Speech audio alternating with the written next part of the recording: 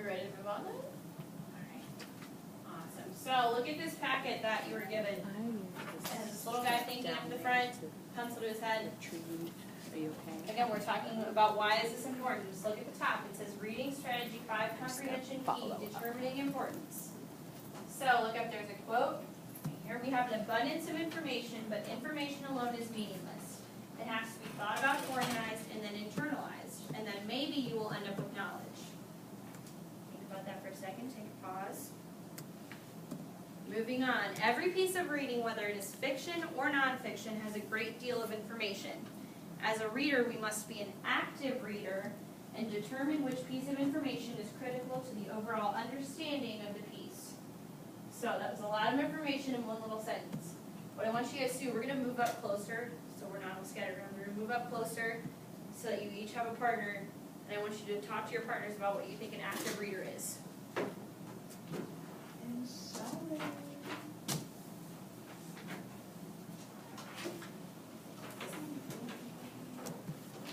Move up close, take a minute, talk about it, think out loud. I want to hear what you're thinking.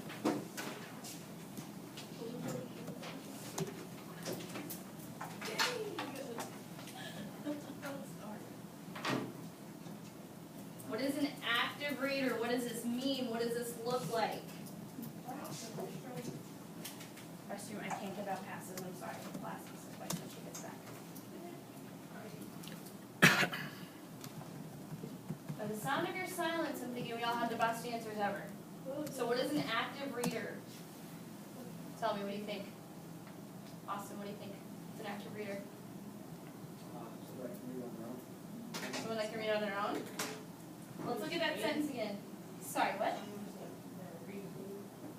Reading. What kind of reading are we doing if we're actively reading? Sorry. Daily, I'm sorry, yes. Someone that reads daily, okay. So my definition as a teacher who has thought about this often, so active reading means that you are looking deep into the text. It's not something that we're looking at on Facebook and scrolling through and saying, oh, okay, I know about that. It's going through, getting information and knowledge that you could share with people. So let's keep looking down on this paper. So determine purpose. Look at that. If you know why you are reading, it makes it easier to determine importance. So in fictional stuff that we read, that's plot, characters, a sequence of events, and in nonfiction, that's new facts and answers to questions. So with nonfiction, it is important to pre-read looking at titles, bold headings, pictures with captions, quotations, timelines, graphs, and maps. And these all give the reader important clues about what's important. So have you guys ever read in like a science book where you're reading about how to do an experiment? You get like all these bold headings, the stuff to do. Have you seen that kind of stuff? So that's usually more nonfiction. Alright, so now that we've read this information, we've thought about it, I want you to write down some new ideas about why is reading important. These can be bullet points, they can be sentences, whatever you're most comfortable with, but I need to have it on that worksheet so that Mrs. Weiss can see how we were thinking.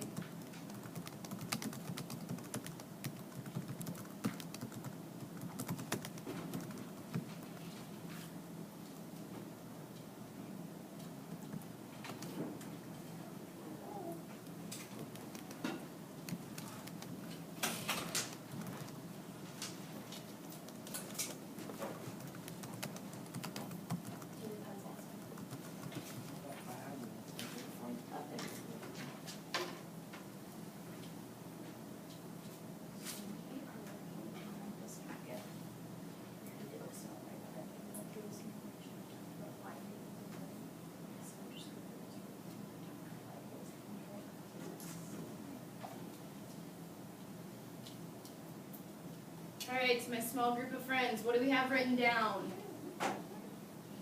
You can keep writing, that's okay. So now that we've thought about it, we've thought about active readers. Why is it important now?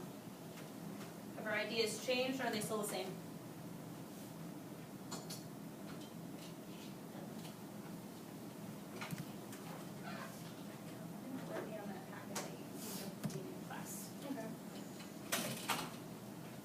Let's hear what ideas you wrote down. Yes, ma'am. Thank you.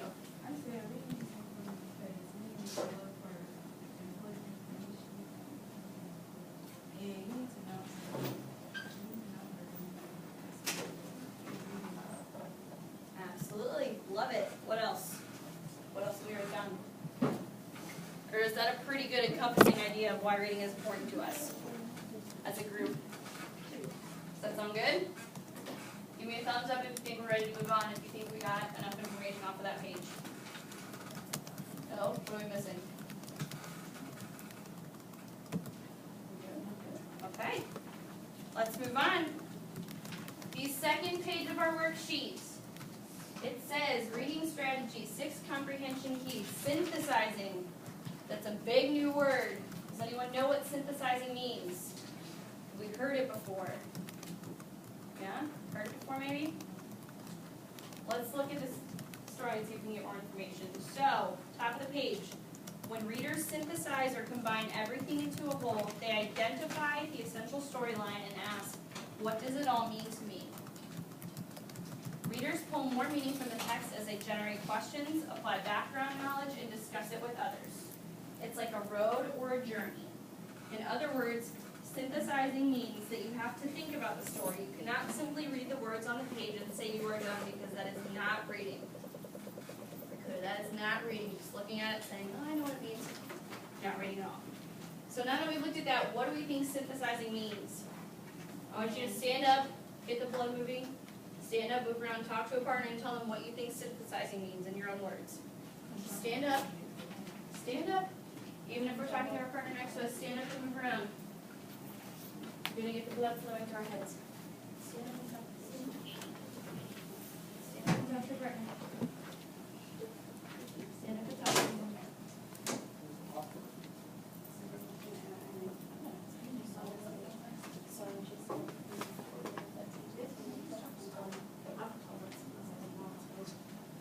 I'm not hearing very much talking. What does synthesizing mean? Your partner has no idea.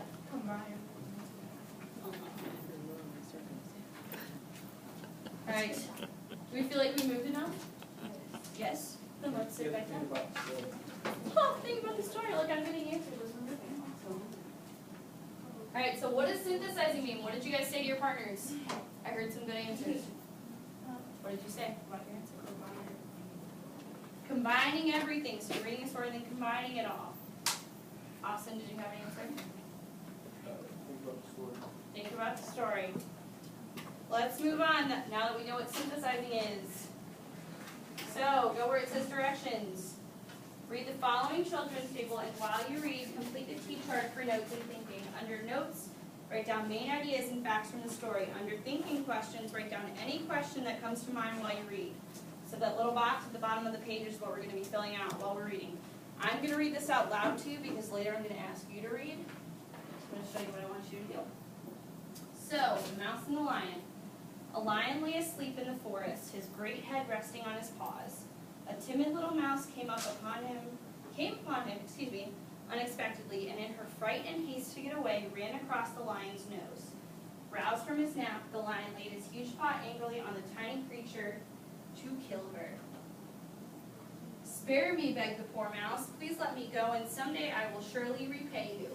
So let's take a pause there. We're about halfway through this. Write down any notes you were thinking of, any thinking questions that we have. This is not a specific answer. It's whatever you're thinking, whatever notes you want to remember from this, even though it's very short.